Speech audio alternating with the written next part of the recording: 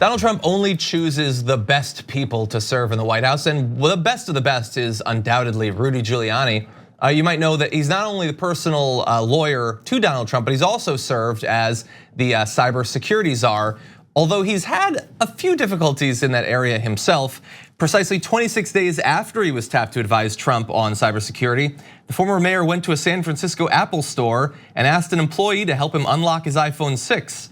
Why, you might ask? Well, he'd reportedly locked himself out because he'd entered his passcode wrong 10 times, disabling the device. Hey, it was secure.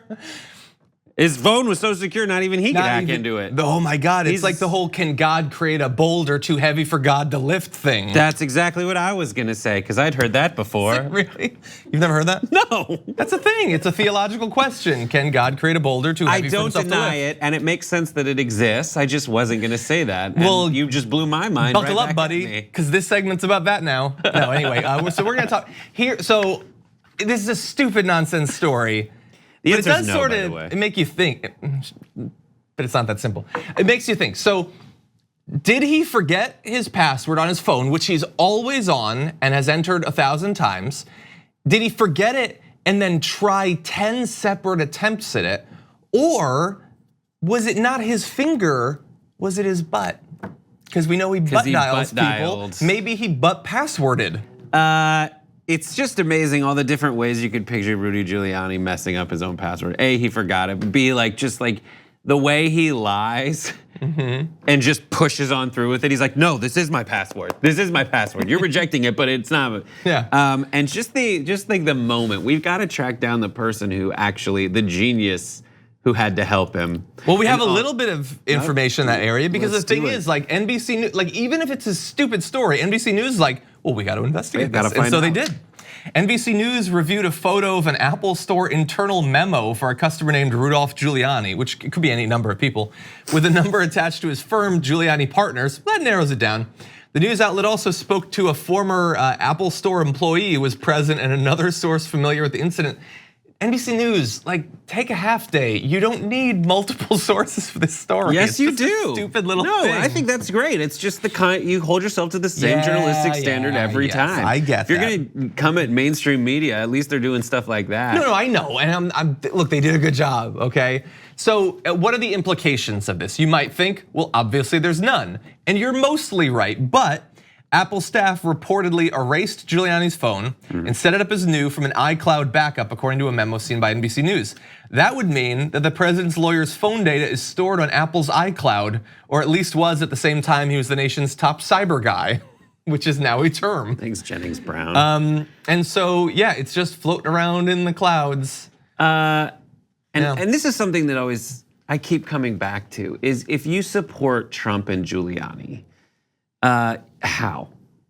How can you think of these folks as the smart ones, as the leaders that you want to follow, when they're doing things that are so patently, empirically embarrassing that he would have to go to the genius bar and at the same time has been placed in charge of all these things? And the only answer I can have is your professed support of these people is disingenuous. You just want to feel a certain way about the world, knowing that you're essentially disenfranchised from it. At least you can support people, and when you support them, it makes other folks angry because the world is so, this is the most of a benefit of the doubt I can give to folks. It's like nothing around me makes any sense, so I'm gonna support people who, by supporting them, I'm making the least sense. I don't get it. Did I figure it out? Yeah, you nailed it. We got him. I don't know what to do. And I feel like similar to when I said you lost some kind of discussion earlier, I feel like I've lost a discussion earlier by trying to figure out why you would still support Rudy Giuliani. You didn't lose the discussion. We've all lost in a metaphysical sense. That must be but you have not individually lost. So look, I want to be really clear. I'm not getting down on someone for getting locked out of their account and having to go to a genius bar. You're allowed to do that because you've never been an official advisor on cybersecurity. And by the way, it's not like Giuliani was just plucked out of nowhere to serve that role.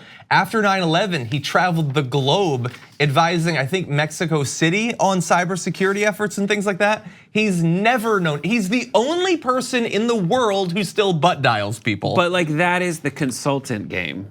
And that it doesn't exists make any everywhere. And it's the same game that Trump plays. That's why they're so good together. Is because Trump is just licensing his name onto things that you want to seem ritzy. Yeah, Giuliani, I guess, is the other example. And Giuliani is licensing he's going around professing to be, as he was America's mayor in the wake of 9/11. He never let it happen again. Somehow he branded himself a security guy. Never let it happen.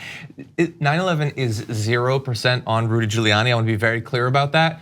But it's weird to build your brand in the way he did, because his brand wasn't, here is how you project strength and calm in the wake of a tragedy.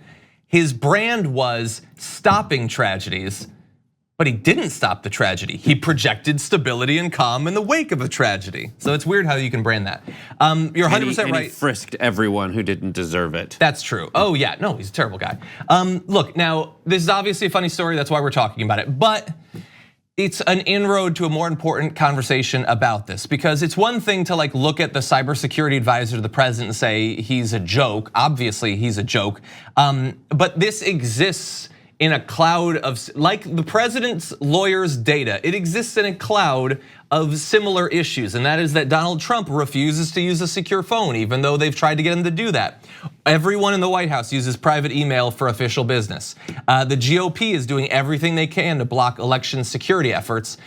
Just recently, this was a weird piece of news that just slid under everyone's radar for the most part. White House cybersecurity chief quits, says leadership is inviting an attack. That wasn't even really news last week.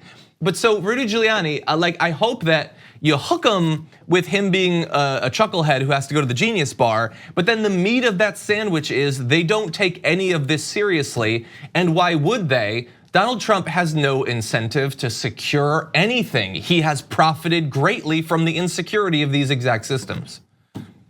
What do you mean he's profited greatly off the insecurity of these Well, for instance, the fact that the DNC was so easy to hack into sort of worked out for him. Yeah, but like why? He has no incentive to do anything. Why would he push for election security measures? Why would he have a stern talking to with Mitch McConnell? Yeah, okay. Yeah, no, I get what you're saying. Maybe he would have more of an incentive for his own phone, but clearly it's not affecting him. He doesn't want to do it. Well, right, but see, what would happen if he had his phone hacked? The response would be, that's all fake. It doesn't exist, that's not mine. I mean, it hasn't stopped him before. It wouldn't actually get through to his. I mean, yeah, it's just like a constant messaging that we all have to do in order to reinforce that like something is wrong here. I did see that story about the cybersecurity person leaving and saying things otherwise. It's just, you never know how it's gonna be used by other folks in the media. When this happened, it was like, yeah, of course, someone quit and they said, I don't like it here. But that, I think the more disturbing thing about that story is all the people who are good at stuff have left. And it's only run by people who are bad at stuff. That's what's so frustrating. And that's why I don't know what to call it. I've been like resign culture. Like I can't be here anymore to watch the hen house. So I quit. And all that's left is foxes. Yeah. It's burnout. It's burnout of control. Okay, that's gonna be my new book. Or if I turn right wing, it'll be triggered and there'll be a picture of me on the front.